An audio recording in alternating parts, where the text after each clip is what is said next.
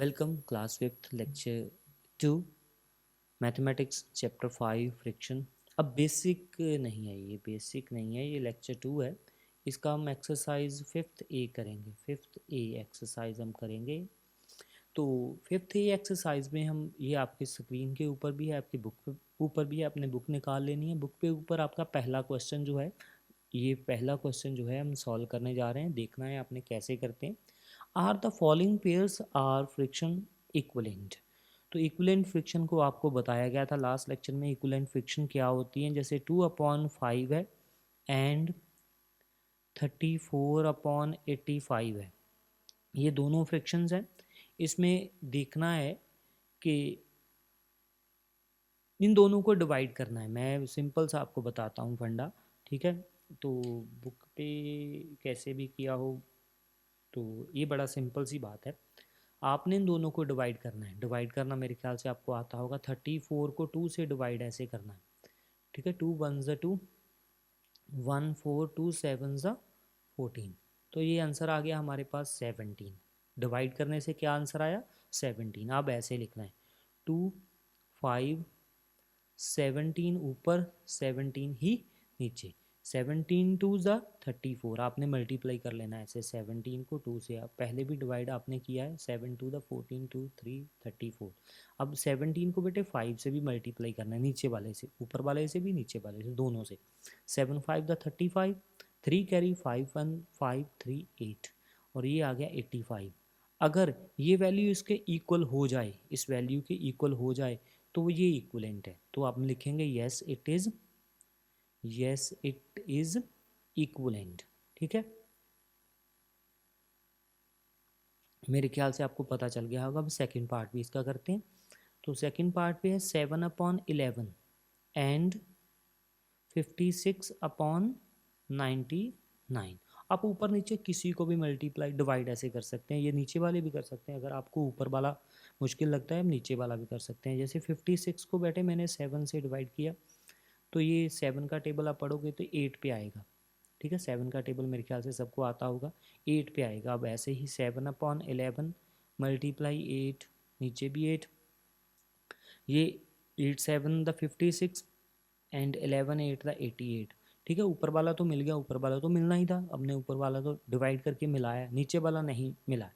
नीचे वाला नहीं मिला है तो हम क्या लिखेंगे, no it is not equivalent, ठीक है। ये बड़ा आसान सा काम है। पहले डिवाइड करना है, फिर उससे जो आंसर आए उसे दोनों को मल्टीप्लाई करना है, ऊपर वाले को भी नीचे वाले को, तो हमारा काम हो जाता है, ठीक है। अब चलते हैं हम क्वेश्चन नंबर 2 की तरफ। Right the following friction in their simplest form. तो ये देखिए 16/14 ऐसे ए पार्ट है हमारा, तो इसको सिंपलेस्ट फॉर्म में लिखना है। तो सिंपलेस्ट फॉर्म में आपने पहले जो चैप्टर किए होंगे उस पर आपने ये देखा होगा कि जे अगर यूनिट डिजिट जो है 6 है और 4 है, ये किस पे डिवाइड होता है, ये 2 पे डिवाइड हो जाता है। इन दोनों को 2 से डिवाइड करना है, ऊपर भी एंड नीचे भी। तो ये आ जाएगा 8, तो ये आ जाएगा 7। अब 7 ऐसा नंबर होता है जो किसी पे डिवाइड नहीं होता, तो ये इसकी सिंपल। अगर कोई नंबर ऐसा आ जाए जिसको हम किसी पे डिवाइड नहीं, जो नंबर किसी पे डिवाइड नहीं होता, वो कौन कौन से नंबर होते हैं मैं बता देता हूँ आपको।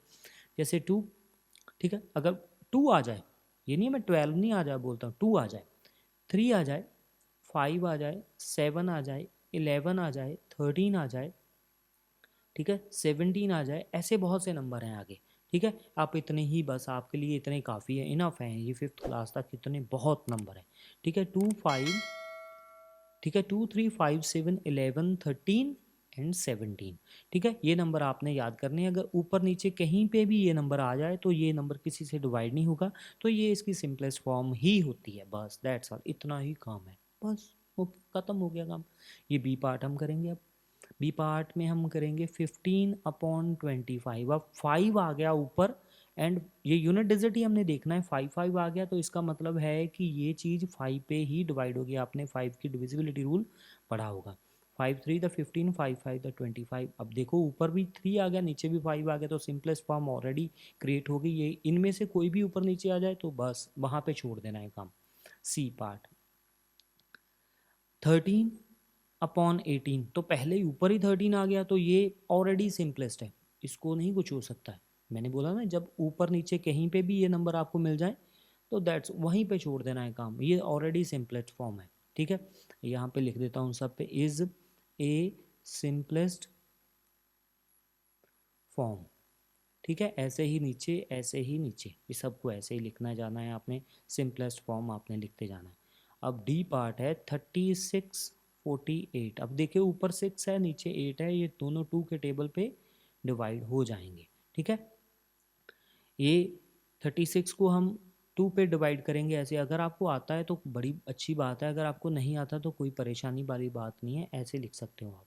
ठीक है, ठीक है, आपको ये तो डिवीज़न आती होगी मेरे ख्याल से। 18 आप लिख सकते हो ऊपर। ठीक है, 48 को भी आप ऐसे लिख सकते हो, 48 को आप 2 से डिवाइड कर सकते हो, 2 2 ज़ा 4 8। ठीक है, 2 4 ज़ा 8, तो ये 24 आ गए। अब ये 8 है, ये 4 है, फिर आगे भी हो सकता है ये डिवाइड, जहाँ तक हो सके तहाँ तक करते जाना है आपने। डिवाइड किससे करना है, 2 3 5, इनों से ही डिवाइड, इनसे ही डिवाइड आपने करना है। देख लेंगे आप, पता चल जाएगा आपको धीरे धीरे। ये 2 के टेबल पे 18 कब आते हैं, जब 9 हो जाते हैं, और इस पे जब 12 हो जाते हैं। अब 9 एंड 12, अब 2 तो नहीं रहा, तो ये आप देखना है कि कौन से टेबल पे आते हैं। ये 3 के टेबल पे दोनों आ जाते हैं। ये कैसे आते हैं, इसके लिए आपको डिविजिबिलिटी रूल सीखना पड़ेगा। ठीक है, ये डिविजिबिलिटी रूल एक अलग से चैप्टर है, वो आपने मेरे ख्याल से पीछे करके आए हो, 3rd चैप्टर या 4th चैप्टर होगा आपका मेरे 101%।